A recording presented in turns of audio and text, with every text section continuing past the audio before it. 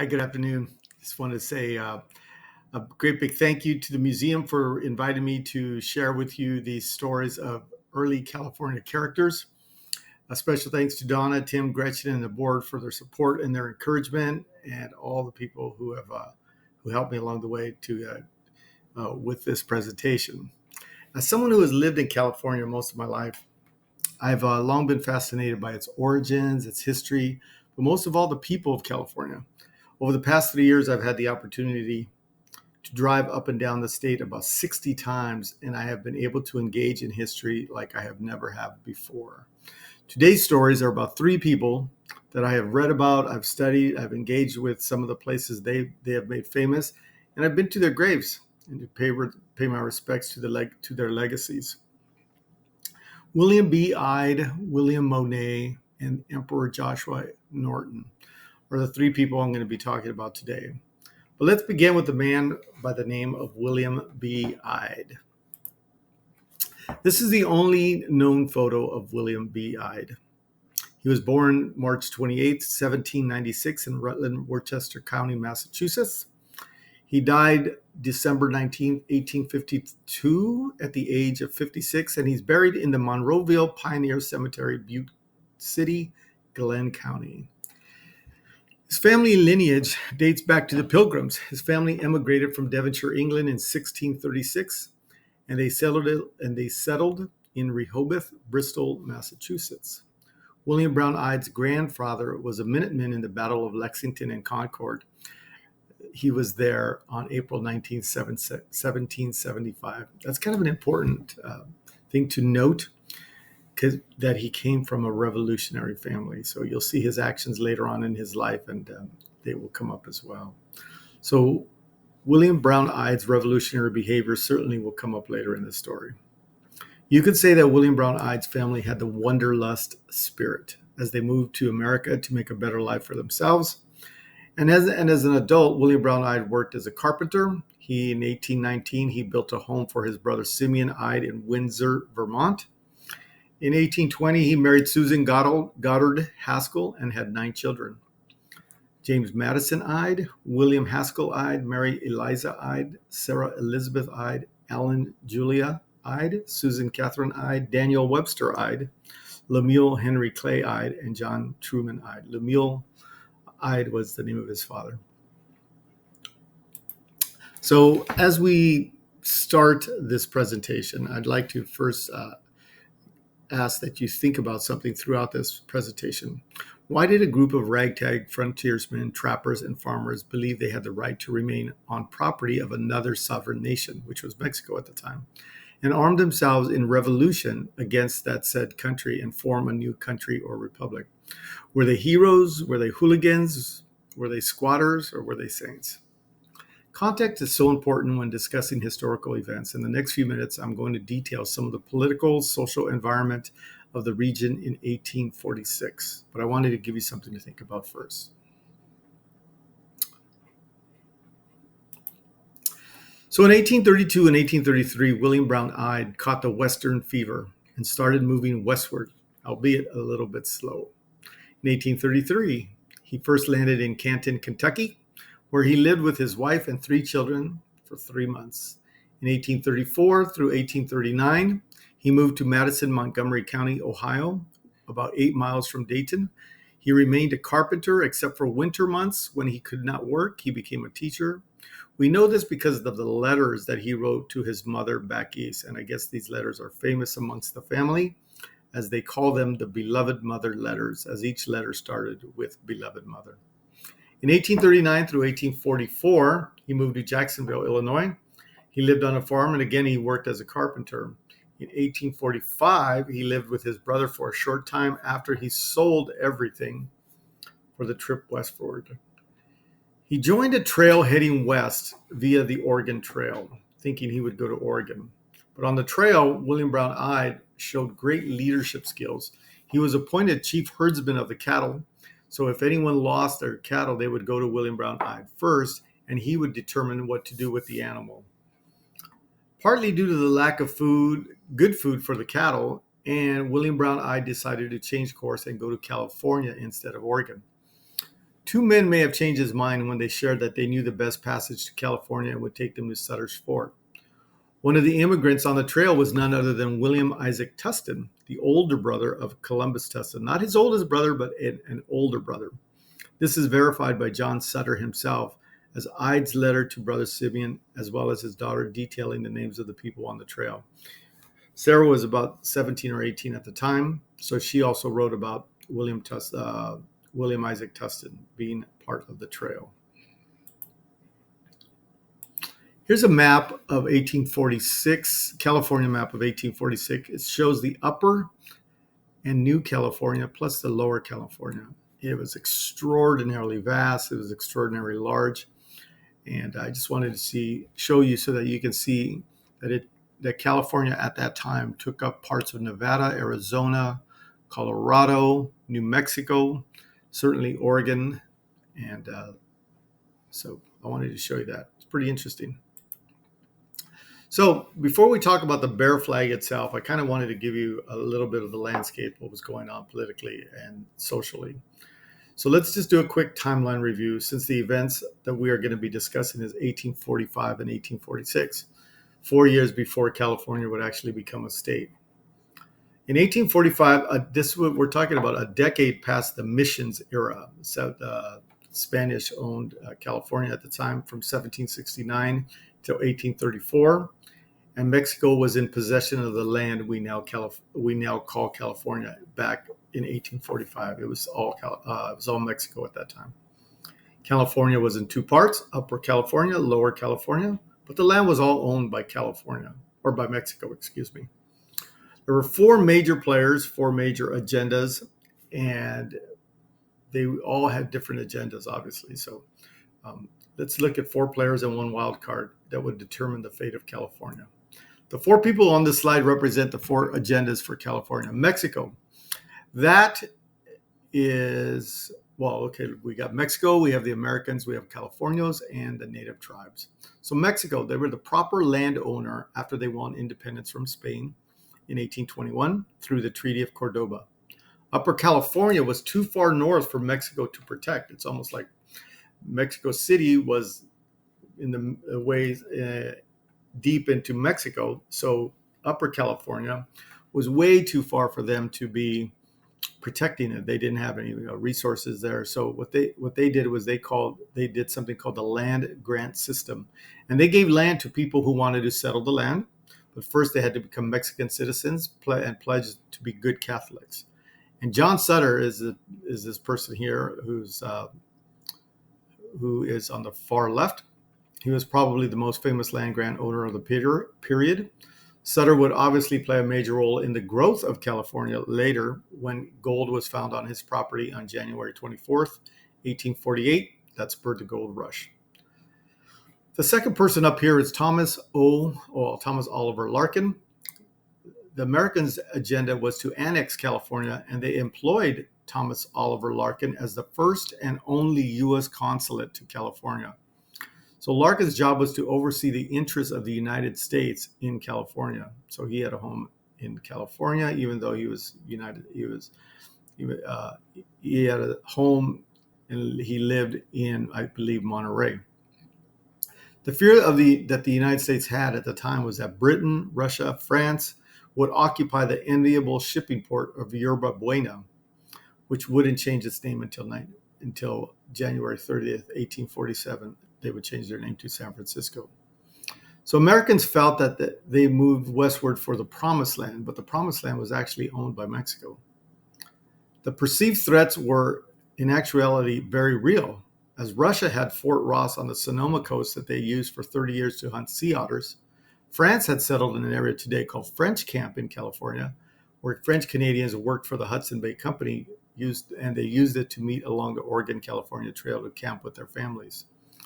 So the Californios were the third, and that right there is probably the most famous, prominent California was General Mariano Vallejo, for whom the city of Vallejo is named. He would play a major role in the Bear Flag Revolt. But the Californios were Spanish-speaking residents of Alta California. They were left over from the Spanish reign. They lived and influenced California culture by introducing Spanish names to cities, the vaquero culture, the architecture, but they also displaced many indigenous peoples in the process. And then lastly, here on the far right is represents the Native American tribes. That is actually Chief Tenaya, who roamed around the Yosemite area with his Awanachi tribe. And they, of course, wanted to live in peace without any European settlers. So those are the four people who had agendas, who were for what California should be. And the wild card was Captain John Charles Fremont. He was an antagonist to the Californios. He was an antagonist to the Native Americans and the Mexicans. A military man with a military force roaming California, stealing sheep, sowing seeds of discontent with the American settlers. Now, Americans would come in and they would see John C. Fremont, and they knew that he was an American, and they would vent to him their grievances. His agenda was for California to become part of the United States. And while Consulate Larkin was the highest ranking political person, Captain Fremont was the highest ranking American military person in California at the time of the Bear Flag Revolt. He would later become one of the first 2 U.S. senators from California. He was the founder of the California Republican Party. He commanded the California Battalion Department of the West. He became rich from the gold rush. He was also court-martialed and had an enormous influence on California.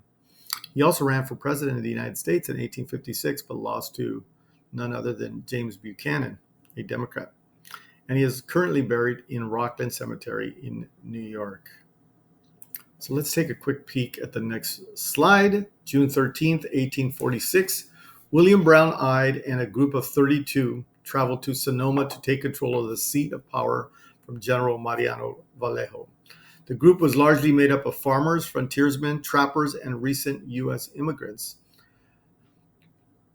They took General Vallejo, his brother Salvador Vallejo, and other Mexican officials hostage until a decision was made to take them to Sutter's Fort after consulting with Captain Fremont. A decision was made to place William Brown Ide in charge of the Bear Flaggers, and he decided a flag needed to be made along with a proclamation detailing the intent of the Bear Flaggers. On June 14, 1846, William Todd, a nephew of future President Abraham Lincoln and his wife Mary Todd, made the original flag from garments and fabric from around the home of General Vallejo. The original bear flag actually looked more like a pig than a bear. The men raised the flag on June 14, 1846, and it was raised for 25 days. This photo right here on this particular slide is a photo of the original bear flag. After it came down, it was sent to San Francisco, and in 1896 they pulled it out of storage. They took a photo of it, and then they put it back in storage. And it would later be burned in the 1906 San Francisco fire. Unbeknownst to William Brown Ide, Americans had already declared war on Mexico on May 13, 1846. So a full month prior to their revolt, America had already declared war on Mexico. The Bear Flag Revolt was actually coinciding with the beginning of the war with Mexico, albeit without knowledge of the Bear Flaggers. So let's look at the proclamation that William Brown wrote. He wrote the proclamation, and while it's super lengthy, and it's good to read a portion of this because it really shows the intent of the Bear Flaggers. The proclamation largely addresses their entitlement to the land owned by others, and they dismiss the rights of Mexico to defend their country. I'm just going to read a brief part of the Bear Flag proclamation that William Brown Ide wrote. That's why they call him the president of the Bear Flaggers, but also they call him the main architect of the Bear Flag Revolt. He hereby most solemnly declares the object of his movement to be, first, to defend our women and children and his brave companions in arms, who were first invited to this country by a promise of lands on which to settle themselves and families, who were promised a Republican government, who, when having arrived in California, were denied even the privilege of buying or renting lands of their friends, who, instead of being allowed a participation in or of being protected by a Republican government, were opposed by a military despotism. So again, largely it's addressing their entitlement to the land owned by a sovereign nation, dismissing the rights of said nation to defend its country. These pictures are from the Sonoma Plaza, where the actual bear flag came out, went up. It's in Sonoma, California. It's the only place in the country where you can go and see where another flag was put up. And that's the bear flag right there. That's exactly where it was placed, in Sonoma Plaza. You can go there today and see this memorial, this monument to the bear flaggers. So after the raid on Sonoma, the bear flaggers raised the flag. They distributed the proclamation. They took the hostages to Captain Fremont, who told them he couldn't do anything with them, and to take them to Sutter's Fort. There were skirmishes. A few people died in the revolt, but the rebellion was short-lived, and the flag was taken down on July 9th, 1846, a mere 25 days after it was raised. And it was taken down by Captain Joseph Warren Revere, the grandson of Paul Revere. They say that he was revered by his peers. A little joke there. Okay, so only 2 days earlier, Commodore John D. Sloat raised the 28-star flag in Monterey, the capital of California, and claimed the territory for the United States. The War of 1846 and 1846 between Mexico and the United States had officially begun, and it would end with the signing of the Treaty of Guadalupe Hidalgo on February 2nd, 1848. The treaty deeded almost 55% of Mexico's northern territory, including present-day states of California, Nevada, Utah, New Mexico, most of Arizona, Colorado, and parts of Oklahoma, Kansas, Wyoming. There were vast amounts of land that were given and deeded in that particular signing of the treaty. After the flag was taken down, like I said, it was taken to San Francisco, photographed, placed in storage until the 1906 San Francisco earthquake. Again, after the bear flag was taken down, William Brown Ide and his band went back home. They were satisfied that their deeds and actions had helped bring California into the United States. Many of them went on to become very civic-minded. Certainly, William Brown Ide did. He went back to becoming a farmer, and in 1849 became successful in the gold mines and went on to become a public servant that served in many capacities in Colusa counties, which incorporated parts of Glenn and Tehama counties currently. He served as a probate judge, county judge, presiding judge of the Court of Sessions, county recorder, county auditor, county clerk, county treasurer, deputy county surveyor, deputy sheriff, as well as jailer. He did everything but sell popcorn at halftime. On December 19, 1852, he was found dead in one of the county jail cells. Obituaries detail his death as smallpox, and he was buried in an unmarked grave on the outskirts of town at the Monroeville Cemetery, like a pauper. There's always legends to these types of stories, and there's always these legends that talk about how he really died. But again, it's one of those legend things where you can't really prove it. There's not a lot of evidence to show. But of course, there's a legend that says that he was actually robbed in one of the jail cells, and that the person who robbed him later said that he didn't die of smallpox. He was killed. So that's the legend. I am not going to believe that until there's evidence to show that. But certainly, you see that a lot in these early California stories. So what's William Brown Ide's legacy? His legacy is really intact and is valued today as a pioneer in the fight for California to become a state in the Union. The only controversy regarding William Brown Ide really is whether or not he was a member of the Church of Latter-day Saints, sometimes called the Mormons. In the book Mormon Historical Studies, Mormon Leader of the Bear Flag Revolt, it details 17 reasons why William Brown Ide is considered to be today a member of the LDS Church, with the definitive argument indicating that there is an unsigned and undated letter that they can attribute to William Brown Ide.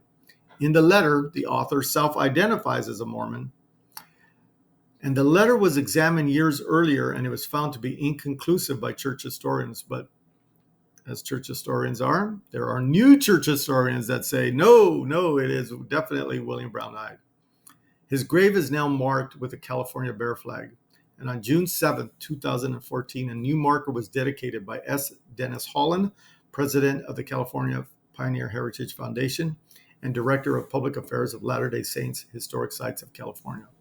And if this is true, and it very well may be true, and I think it is, William Brown Ide would be the very first Mormon to become a head of state, not as a governor, but as someone who was the highest serving official in that country or republic. So, very interesting. So the William Brown Ide Historical State Park in Red Bluff, California, has what was once believed to be William Brown Ide's adobe, but now research believes it is not. California Historical Marker is present at the location, and the state park is active in showing traditional period pieces and what a home would look like at that time. California Historical Marker number 12 reads, "This adobe built by William B. Ide reputedly about 1850 represents a typical frontier structure of the American period. Ide, who came to California with his family in 1845, was the first and only president of the California Republic under the Bear Flag Party proclamation of June 14, 1846. The state park is actively a part of the community. They have docents who take you around, show you what life would have looked like in and around the time of William Brown Ide. It may not be William Brown Ide's homestead, but it was built around the time he was alive, and it remains a place to learn about William Brown Ide and the Bear Flag Revolt. You decide, squatter or saint, hero or hooligan." While we look at the current California state flag that was adopted in 1911, let's have a short recap. The Bear Flag was a short-lived revolt where a small band of frontiersmen, trappers, and farmers took control of Sonoma by holding hostage Mexican authorities. The revolt was led by William Brown Ide.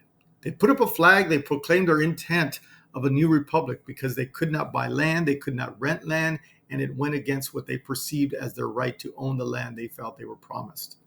The flag was taken down by Captain Joseph Revere of the United States Navy 25 days after it went up, and the United States went to war with Mexico from 1846 to 1848. U.S. won the war, and in 1848, California was admitted into the Union on September 9, 1850.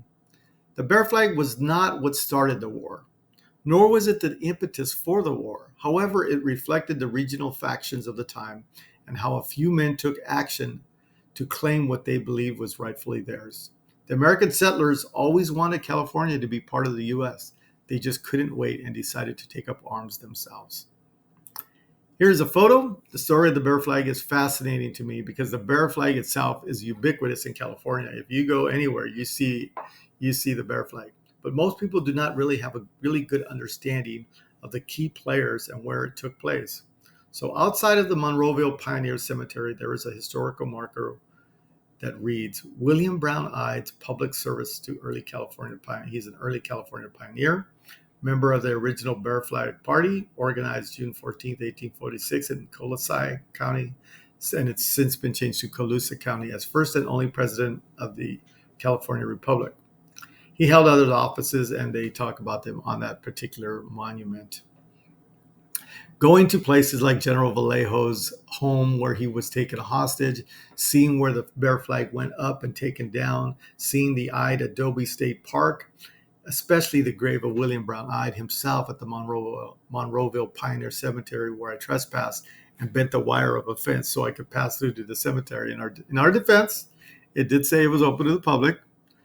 Those are the best parts of this particular story for me. I love reading about it. I love seeing it. I love engaging in this history. So I wanted to end this part of the presentation by showing you some of the graves of the people involved in the Bear Flag Revolt: Thomas O. Larkin and William B. Ide. Here's Larkin's grave in Colma, California. As you can see, it's got a picture of him. And on his grave, there's a big picture of him on his grave. I was there about 2 months ago.